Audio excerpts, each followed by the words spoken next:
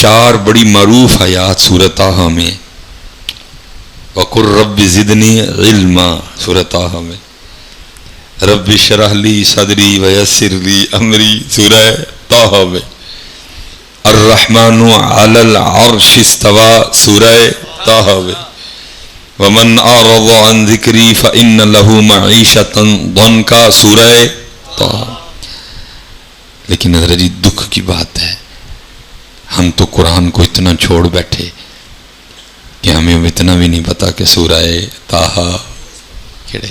اچھا ہو سکتا ہے حضرت اب نہیں، میرے جانے کے بعد آپ شاہ صاحب کے پاس جائیں، یا جو مسجد کے امام و خطیب ہیں، یا مفتی قمر صاحب ہیں، یا علامہ صاحب ہیں، تو نہیں ویکھو نا مصباحی صاحب دی بھی زیادتی ہے نا، کوئی سو کی صورت پوچھ لیندے ایڈی اوکھی پوچھی ہے، یہ تو سانوں پتہ ہی کوئی نہیں۔ اب میں آپ کو بتا دوں کہ میں نے سورۃ طٰہٰ کا نام کیوں لیا۔ یہ حدیث پاک کا مفہوم ہے جی، ابھی مخلوق پیدا نہیں کی، اللہ پاک اور فرشتے ہیں۔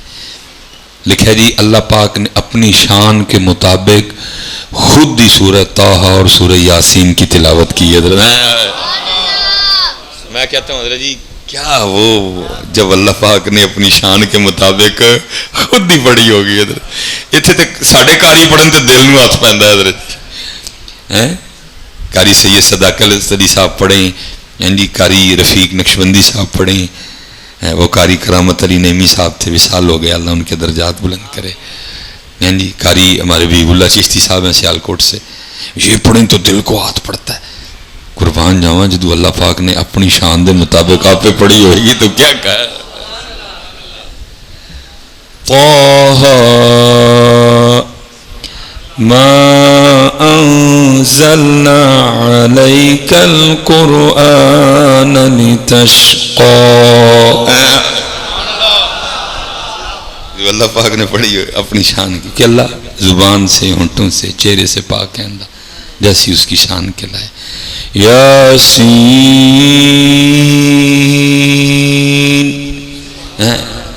والقرآن الحکیم